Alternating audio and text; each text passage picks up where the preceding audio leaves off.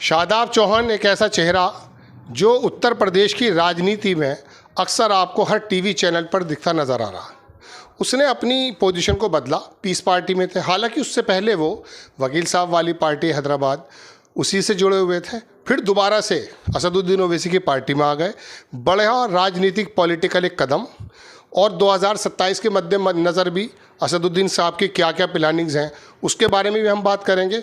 और उत्तर प्रदेश में जो मौजूदा हाल है, या मैं यूँ कहूँ देश में मौजूदा क्या हाल है, इसके बारे में शादाब चौहान एक पैनी और बहुत बारीक नज़र रखते हैं।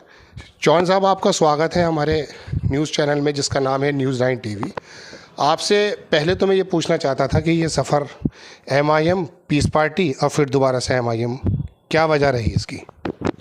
नहीं, मैंने अपनी राजनीति की शुरुआत MIM से की, बैरिस्टर ओवैसी साहब के साथ। और फिर से एक बार मैं ओवैसी साहब के साथ काम करने का मुझे मौका मिला। मैं शुक्रगुज़ार हूँ बैरिस्टर साहब का।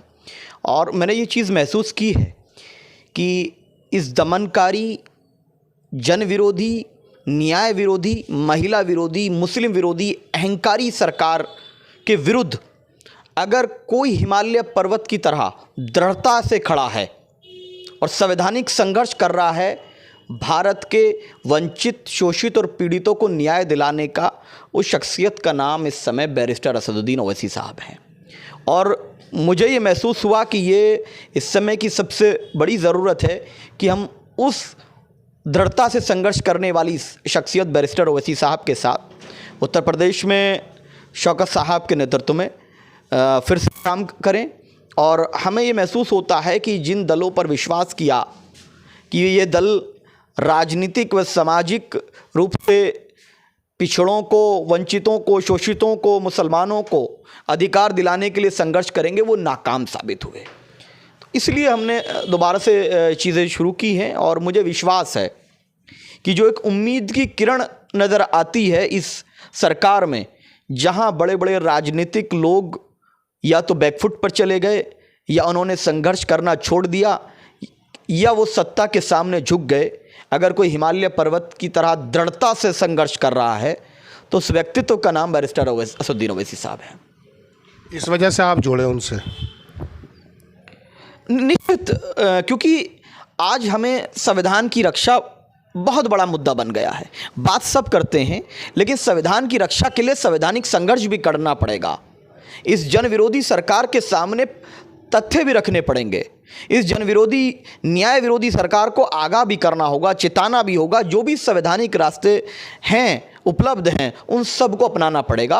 और हमें लगता है कि कोई भी बैरिस्टर असदुद्दीन ओवैसी साहब के अलावा विपक्ष की आवाज़ नहीं बन रहा। अगर विपक्ष की कोई असली आवाज़ है भारतीय जनता पार्टी के विरुद्ध जो खड़ी है, उसका नाम बैरिस्टर असदुद्दीन ओवैसी साहब है। चौहान साहब, आपके वकील साहब तो वैसे हाथ आते नहीं हैं बात करने के लिए, लेकिन आपके माध्यम से हो सकता है उन तक हमारी बात पहुंच जाए। एक सवाल भी है आपके माध्यम से उनसे, और पत्रकार हालांकि मशवरा देता नहीं है, लेकिन एक मशवरा भी है। पहला सवाल तो यह है कि जब जब असदुद्दीन ओवैसी साहब खड़े होते हैं, आपको वो सवाल सुनते होंगे, कट जाती हैं वोटें, तो क्या इसमें ऐसा नहीं हो सकता कि आप बजाय मुस्लिम बाहुल्य क्षेत्र में खड़े होने के, आप कोई पंडित, कोई बनिया, कोई ठाकुर कैंडिडेट मजबूत लाएं और वहाँ जो अक़लियत के मुसलमान हैं 15,000, 20,000, 30,000, 50,000, उनका नेतृत्व करें, उन्हें जोड़ें और फिर प्रतिनिधित्व उन्हें दें और पार्टी की बागडोर आपके हाथ में हो। इससे शायद वो इल्ज़ाम जो बार बार आप पे लगता है, दिल्ली में भी एक सीट हरवाया है आप, तो बार बार वो इल्ज़ाम से बच जाएंगे। क्या वकील साहब की ये बात समझ में आएगी? या फिर बिहार में जैसे वो चले गए थे उसी पसमानदा इलाकों में, यहाँ पर भी वो जाफराबाद और जो कौन सा था वो मुस्तफ़ाबाद, सब उस जगह चले जाते थे, ये उन जगहों पे क्यों नहीं जाते? अयोध्या कब लड़ेंगे आप वहीं का एक लोकल कैंडिडेट लेके? नहीं, देखिए, हर राजनीतिक दल की एक पॉलिसी होती है। और ऐसा नहीं है कि MIM में सिर्फ मुसलमान हैं। हमारे प्रत्याशी कई जगहों पर नॉन मुस्लिम होते हैं। और मैं आपको बताऊं, उत्तर प्रदेश का पहला प्रत्याशी जो था उसका नाम प्रदीप कोरी था, जो हमने चुनाव लड़ाया था उत्तर प्रदेश का बाई इलेक्शन। तो MIM धर्म के नाम पे राजनीति नहीं करती है, लेकिन हर राजनीतिक दल की अपनी पॉलिसी होती है जिसके तहत वो चुनाव लड़ती है। अफसोस ये होता है कि जो लोग हमको बीजेपी का एजेंट बोलते हैं, वोट काटने वाला बोलते हैं, वो खुद बीजेपी में शामिल हो जाते हैं। कितने लोगों के मैं नाम गिना सकता हूं जो आज दिन में बोला कि MIM बीजेपी की भी टीम है, शाम में वो बीजेपी ज्वाइन कर लिया। आप बताइए, क्या समाजवादी पार्टी को महाराष्ट्र में आप बीजेपी की बी टीम कहेंगे? नहीं कहा जाता। क्या आम आदमी पार्टी को हरियाणा में बीजेपी की बी टीम कहा जाएगा? नहीं कहा जाएगा। क्या कांग्रेस को दिल्ली में बीजेपी की बी टीम कहा जाएगा? नहीं कहा जाएगा। गुजरात में आम आदमी पार्टी को कहा जाएगा? नहीं कहा जाएगा। तो ये सब लोग मिले हुए हैं।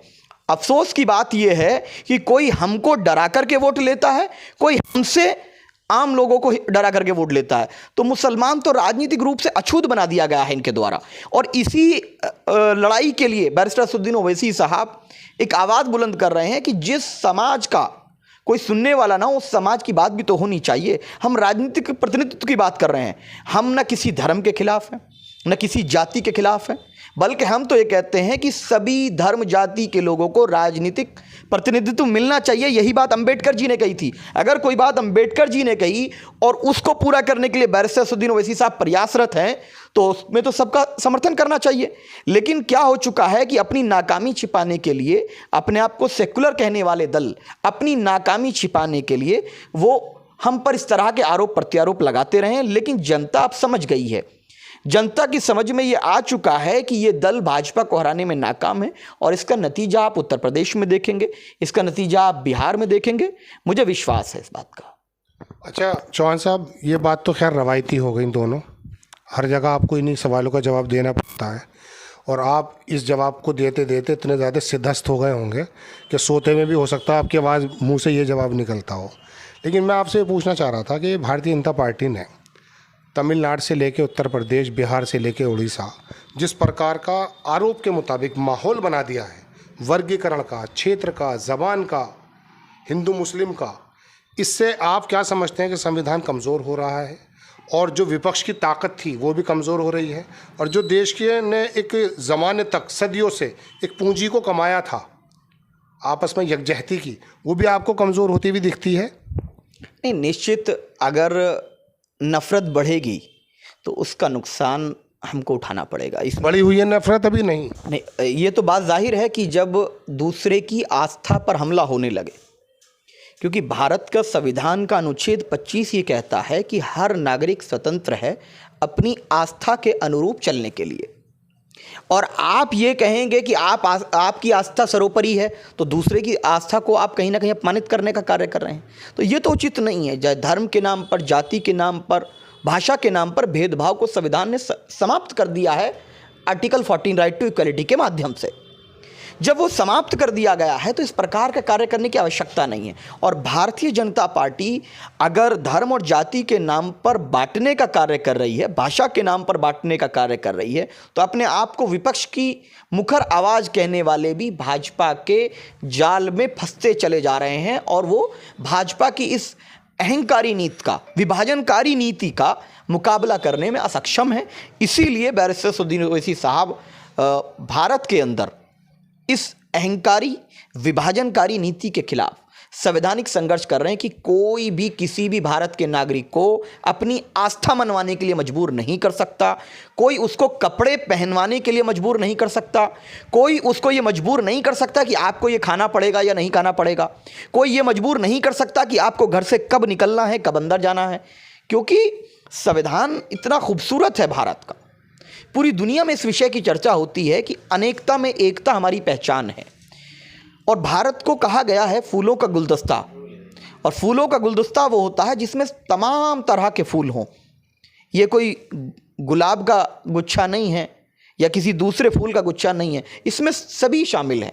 और भारत की आज़ादी की लड़ाई हो या उससे पहले की विरासत को भी आप देखेंगे कि भारत के अंदर सभी धर्म के लोग एक साथ रहते आए हैं, सब ने मिलकर पहले भी सरकारें चलाई हैं। और मुझे लगता है कि आज भी भारत की अधिकतर जनता वो इसी में विश्वास करती है। लेकिन कुछ लोग अपने ताकत के बल पर अहंकार में डूबकर इस चीज़ों को बदलना चाहते हैं। और उनका टारगेट शोषित पीड़ित वर्ग है, चाहे वो मुसलमान है, दलित है, आदिवासी है, पिछड़े हैं। चौहान साहब, ये जो सवाल मैंने किया था वो इसलिए किया था कि आप जाहिर सी बात है भारतीय जनता पार्टी के बारे में वही बात कहेंगे जो विपक्ष के लोग कहते हैं। लेकिन उत्तर प्रदेश में भारतीय जनता पार्टी को अखिलेश यादव ने और उसके गठबंधन ने कुछ इस प्रकार से छोड़ दी, पीडीए बनाकर, कि मोदी जी को 272 पकड़ने भारी हो गए, वो 400 की बात कर रहे थे। न 370 पकड़े, न 400 पकड़े, न 304 पकड़े, 240 के आसपास वो समेट दी। तो अखिलेश यादव ने जो आप कह रहे हैं कि ये विभाजनकारी नीतियाँ, ये वर्गीकरण की नीतियाँ, इसको रोकने का काम इस प्रकार से किया कि पीडीए बनाया, उसमें दलित भी जुड़ा। 24% दलित ने पीडीए को वोट दिया है। मुस्लिम तो जाहिर सी बात है 85-90% के करीब गया है। और अल्पसंख्यक, जिसको हम कहते हैं पिछड़ा, उसने भी काफ़ी वोट दिया है। तो ये वोट जो उसने अति पिछड़ा दलित का जो खींचा है अखिलेश यादव ने, वो भारतीय जनता पार्टी के कोटे से छीना। और यही वजह है कि वो मुलायम सिंह भी इतना वोट नहीं लेकर आ पाए जितना वोट ये लेकर आ गए। मैं लोकसभा की बात कर रहा हूँ। तो वो काम तो आप वाला कर दिया। अब आप 2027 में ये जो पीडीए बन गया है, जिसने बहुत तगड़ा डेंट दे दिया मोदी जी को, 272 आ जाते तो लोग ये सोच रहे थे कि मालूम नहीं कि अब क्या क्या करेंगे। तो क्या वो डेंट जो लगा है, उस डेंट के साथ मिल करके डेंट लगाओगे या अखिलेश यादव के पीडीए में डेंट लगाओगे? हम किसी को डेंट लगाने नहीं, हम अपने राजनीतिक प्रतिनिधित्व को हासिल करने की लड़ाई लड़ रहे हैं। हमें किसी का डेंट लगे, किसी की साइकिल पंचर हो जाए, किसी का हेलीकॉप्टर उड़ जाए, हमें क्या मतलब उससे? हमने तो इतने दिन इन लोगों पर विश्वास किया है। जब 2014 में हमने एमआईएम का काम उत्तर प्रदेश में शुरू किया तो लोगों ने कहा इससे ये हो जाएगा, आप ये सीट ना लड़िए, छोड़ दिया गया। ये 17 हार गए, 19 हार गए, 22 हार गए, 24 हार गए। उसके बावजूद हम कितना इन लोगों पर विश्वास करेंगे? भाजपा को हराने की हिम्मत नहीं है, अकेले नहीं हरा पाएंगे। दूसरी बात यह है कि मेरा लक्ष्य सिर्फ भाजपा को हराना नहीं है, मेरा लक्ष्य है कि भाजपा भी हारे और मेरा राजनीतिक प्रतिनिधित्व हो। क्योंकि जीतने के बाद हमको क्या मिलता है? कितनी बार सरकार रही है माननीय मुलायम सिंह यादव जी की, अखिलेश यादव जी मुख्यमंत्री रहे हैं। क्या मुसलमानों के इलाकों में स्कूल खुले हैं, पुलिस चौकियाँ खुली? आप सर्वे कर लीजिए। आप बताइए कि हमारा जो है, जो आय है, प्रति व्यक्ति आय, वो हमारी ज़्यादा है या हमारे यादव भाइयों की ज़्यादा है? क्या सरकारी नौकरियों में 2007 से 12 से लेकर 17 तक हमारे यादव भाई ज़्यादा आए या हम ज़्यादा आए? शिक्षा के अवसर उनको ज़्यादा मिले, हमें ज़्यादा मिले? प्रमोशन उनके लोगों के ज़्यादा हुए, हमारे ज़्यादा हुए? वोट तो हमने ज़्यादा दिया था ना। देखिए चौहान साहब, ये जो आप कह रहे हो ना किसको ज़्यादा मिले, ये तो हवाई बातें हो गई। यादव से ज़्यादा कुर्मी को मुलायम सिंह ने नौकरियां दी हैं, लेकिन उसी वक्त वो मसूद साहब को शिक्षा मंत्री बनाया। बहुत सारे मुसलमानों को भी नौकरियां मिली हैं। इसका कोई कंपैरिजन नहीं है कि यादव को ज़्यादा मिली। यादव तो 7% है उत्तर प्रदेश में और मुसलमान है 20%। इसका कोई अभी डाटा, मजबूत डाटा नहीं है आपके भी पास या हमारे पास। हो तो आप बताएंगे मुझे, है आपके पास कोई डाटा? मैं आपको यही बता रहा हूँ कि जब जब प्रमोशन हुआ है 2012 से लेकर 14 तक, चाहे वो एसडीएम वाला मसला हो, चाहे वो पुलिस भर्ती का मसला हो, उसमें आप डेटा निकलवा लीजिए कि 7% यादव उस भर्ती में, डायरेक्ट भर्ती में 16% कैसे हो गया? कोई तो वजह होगी। जब आप कुर्मी भी तो ज़्यादा हो गया था। नहीं, कुर्मी यादव से ज़्यादा उनकी अनुपात के अनुसार, अगर अनुपात की बात करेंगे, जो समाज अनुपात में 7% भी नहीं है वो ज़्यादा है, और जो समाज अनुपात में 19 से 20% है वो कहाँ चला गया? उसके क्षेत्र में कितने इंजीनियरिंग कॉलेज खुले हैं, कितने मेडिकल कॉलेज खुले? ये तो हमारी बदकिस्मती है। वो कुर्मी का इलाका हो, यादव का हो या मुस्लिम, उत्तर प्रदेश पूरा हो, वो केरल के बामुकाबले, तमिलनाडु के बामुकाबले हर जगह पिछड़ा है। अब इसमें भी आपने डिफरेंशिएट कर दिया है, बड़ी लंबी बात होती जा रही है। लेकिन मैं तो ये पूछना चाह रहा था कि कोई अगर लिखित डाटा आपके सामने हो कि मुसलमानों को कम प्रमोशन मिले हैं, कम नौकरियाँ मिली हैं। ये सिर्फ हमें दिखता था, हर जगह दिखता था यादव बैठे हैं भाई, डीएम साहब, एसएसपी, ऐसा लगता था। अब जब मुसलमानों में है ही सारे के सारे कम, तो वो जो है कहाँ से लेकर आएगा? और वो किसी आदमी को, पहलवान को जैसे सीओ बना दिया था अभी संभल में, ऐसा तो है नहीं कि वो डीएम भी बना देंगे। खैर, ये बात को हम ये रोक लेते हैं। मैं आपसे एक आखिरी सवाल ये करना चाह रहा था। एक शायर का शेर है, उस शायर ने ये कहा है कि सुखनवरों की महफिल में इतना शऊर तो हो अदना। एक डॉक्टर अदना थे, अभी फौत हो गए, हमारे उस्ताद थे। सुखनवर यानी कि पढ़े लिखे लोगों की महफिल में इतना शऊर तो हो अदना, कहाँ खामोशी अच्छी, कहाँ बोलना अच्छा।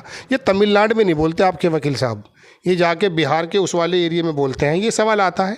मुस्तफ़ाबाद में बोलते हैं, ये ना तो कर्नाटक में बोल रहे हैं। मतलब ऐसे डोमिनेट एरिया में जहाँ पर पंडित, बनिया, ब्राह्मण, द्रविड़, लिंगायत मौजूद हों, ये वहीं आ जाते हैं। चलिए आ जाते हैं, इनका अधिकार है, अपनी अपनी पॉलिटिकल एक वो होती है। लेकिन मैं पूछना चाहता हूँ, इलेक्शन से पहले क्यों आते हैं? काशीराम छोड़कर आए थे उत्तर प्रदेश जीते, पंजाब चले गए उसी रात में मायावती के हाथ में। आप महीने 4 महीने पहले आते हो, शेरवानी माशाल्लाह अच्छे भी लगते हैं और नारे भी लगते हैं, हमने काफ़ी अटेंड किए उनको। आप भी मौजूद थे एक बार मचमन नौचंदी के वहाँ। तो ये पूछना, यहाँ पर घर क्यों नहीं बनाते, रुकते क्यों नहीं, कुर्बानी क्यों नहीं देते जैसे काशीराम दे रहा था?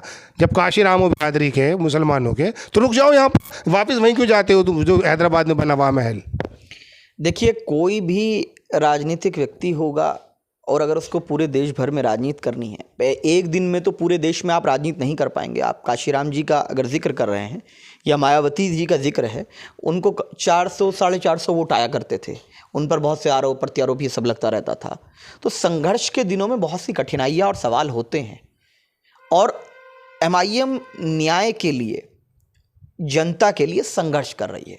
और ओवैसी साहब उत्तर प्रदेश भी आते हैं, महाराष्ट्र भी जाते हैं, और जब बिहार में बाढ़ आती है तो वहाँ बिहार में जो भी संभव है उस मदद के लिए भी जाते हैं। जब यहाँ पर मुख्तार साहब का इंतकाल होता है, वहाँ भी ओवैसी साहब आते हैं। जब कोई भी इश्यूज़ हैं जो नेशनल इश्यूज़ हैं, चाहे वो दलितों के हों, मुसलमानों के, ओवैसी साहब वहाँ पर अपनी नुमाइंदगी कराते हैं। कौन सा ऐसा प्रदेश है कि जहाँ पार्टी का संगठन कार्य कर रहा है वहाँ ओवैसी साहब संगठन के कार्य को नहीं देखते? कोई भी ऐसा प्रदेश नहीं है। लेकिन मसला ये है कि ओवैसी साहब के सिर्फ जनसभाओं को दिखाने का काम होता है, और वो सिर्फ चीज़ों को डाइवर्ट करके, अगर माननीय राष्ट्रीय अध्यक्ष ये बोले कि मैं न्याय के लिए लड़ने आया हूँ, तो वो चलाएंगे कि ओवैसी साहब कह रहे हैं मैं लड़ने के लिए आया हूँ। तो ये तो उनके खिलाफ षड्यंत्र चल रहा है, और इस षड्यंत्र में ये तमाम न्यूज़ चैनल हैं, तमाम बहुत से लोग हैं, पक्ष और विपक्ष, जो आजकल अपने आप को विपक्ष कहता है, ये सब लोग मिलकर के बैरिस्टर असदुद्दीन ओवैसी साहब की इमेज को ख़राब करने का प्रयास कर रहे हैं। लेकिन जनता जो है बहुत समझदार है, जनता देख रही है कि इन लोगों ने कुछ नहीं किया, विपक्ष के लोगों ने भाजपा को हराने के लिए, ये सदन में खामोश बैठ जाते हैं। जब UAPA पर वोटिंग हो रहा था तो क्या समर्थन नहीं किया था समाजवादी पार्टी ने? UAPA का इस्तेमाल किसके खिलाफ हुआ? क्या मुसलमानों के खिलाफ नहीं हुआ उसका इस्तेमाल? नहीं, मुसलमानों ने तो केजरीवाल को भी वोट दे दी थी। हालांकि वो तबलीगी मरकज़ के बारे में क्या क्या कह रहे हैं। जब सामने बड़ा दुश्मन होता है तो छोटे दुश्मन को पकड़ लेते हैं लोग, ये तो आम सी बात है। ये कहावत मुझे किसी ने कहा था कि अगर भाजपा, मेरे अल्फाज नहीं है ये, मैं उस पर विश्वास नहीं करता कि वो सांप है और ये सपोला है तो कम जहर वाले को दे दो। लेकिन मेरा ये कहना है कि अगर आप ये विचारधारा रखेंगे तो आप ये कह रहे हैं कि जो छोटा सांप है उसको पालकर बड़ा कर दो। नहीं, आपको एक मजबूत विचारधारा खड़ी करनी होगी। काशीराम जी ने समर्पण नहीं किया है, संघर्ष किया। अगर बार बार काशीराम जी का जिक्र किया जाता है तो मैं ये बात कह रहा हूं कि आज वो व्यक्तित्व जो इस विभाजनकारी, दमनकारी, अहंकारी, न्याय विरोधी सत्ता के विरुद्ध हिमालय पर्वत की तरह दृढ़ता के साथ संघर्ष कर रहा है, बिना किसी परवाह के कि तूफान आए, आंधी आए, जेल में डाला जाए या उनकी हत्या का प्रयास किया गया, वो इस बात से बिना डरे अगर संघर्ष कर रहा है, उस व्यक्तित्व का नाम बैरिस्टर असदुद्दीन ओवैसी साहब है। और MIM न्याय के लिए लड़ती रहेगी। आरोप प्रत्यारोप जिनको लगाना लगाएं, लेकिन हमारा लक्ष्य है कि हमारा भी राजनीतिक प्रतिनिधित्व हो, हम लोगों के बच्चे भी शिक्षा के क्षेत्र में आगे जाएं, स्वास्थ्य के क्षेत्र में आगे जाएं, और जो लोग ये समझते हैं कि हम लोग देश की प्रगति में भागीदार नहीं बन सकते, उनको बताया जाए कि जब हमको समान अवसर मिलेगा, इस भारत की प्रगति में हम अपना रोल प्ले करेंगे। ये हमारे साथ थे शादाब चौहान, MIM को मजबूत करने एक बार दोबारा से आ चुके हैं। दोस्तों, एक बात मैं और बताता हूँ, गुजरात में इस बार से पिछली बार के जो इलेक्शन हुए थे, मोदी जी का राज्य, गृह राज्य, वहाँ पर राहुल गांधी ने अशोक गहलोत के नेतृत्व में जब चुनाव लड़ा तो वहाँ लोकल छत्रप पैदा कर दिए थे। जिग्नेश मेवानी था, एक वो हार्दिक पटेल है और एक अल्पेश ठाकुर हैं। उससे हुआ यूँ कि गुजरात जैसी जगह पर राहुल गांधी ने भारतीय जनता पार्टी को 99 सीट पर लाकर समेट दिया था, और ख़ुद भी वो 77 पर आ गए थे। वजह उसकी ये थी कि वो लोकल छत्रप पैदा कर दिए थे।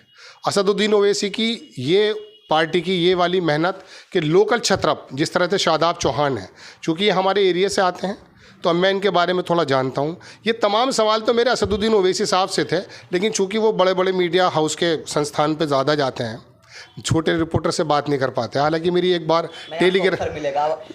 देखिए, ओवैसी साहब ने यूट्यूब के हमारे जो पत्रकार साथी हैं उनको बहुत को इंटरव्यूज़ दिए हैं, और जब मेरठ आएंगे तो आप अपने सवाल ओवैसी साहब से रखिएगा, निश्चित रखिएगा, क्योंकि बैरिस्टर ओवैसी साहब। आपने भी वकील साहब से कम जवाब नहीं दिए वैसे। नहीं, मैं माननीय राष्ट्रीय अध्यक्ष जी के जो विचारधारा है उस विचारधारा को प्रस्तुत करने का प्रयास कर रहा हूँ, वरना माननीय राष्ट्रीय अध्यक्ष सदन की कोई भी कार्रवाई आप उठा करके देख लीजिए, तथ्यों के आधार पर अगर कोई सदन में सबसे ज़्यादा पक्ष रखता है या सरकार की उस नीति पर सवाल खड़ा करता है जो जन विरोधी है, उसका नाम बैरिस्टर असदुद्दीन ओवैसी साहब। यही बात है वो कि ये नौजवान जब लेकर वो आएंगे अपनी टीम में, हर जगह बिखेरेंगे, तो उनका संगठन जो वो संसद में बताते हैं कि कितने मजबूती से काम कर रहा है, वो वाकई ज़मीन पर उतरता हुआ नज़र आएगा। शादाब चौहान को हमारी तरफ से शुभकामनाएं हैं कि वो MIM के अंदर जाएं, आ गए हैं, और उसको मजबूत करें, चूँकि वाकई देश के अंदर जब कमज़ोर व्यक्ति, एक कमज़ोर तबका, ख़ास करके विशेष समुदाय का तबका अपने आप को उत्पीड़ित महसूस करता है, तो उसे एक ही आदमी नज़र आता है, हैदराबाद वाले वकील साहब। इसमें कोई दो राय नहीं है। अब ऐसे लोग अगर जुड़ते जा रहे हैं तो नो डाउट PDA के लिए कितना बड़ा ख़तरा है वो बात अलग है, लेकिन 2027 में शायद MIM बहुत मजबूती से अपनी दावेदारी रख सकेगी। कैमरामैन सरफराज अली के साथ मैं राशिद ज़हीर, News 9 TV।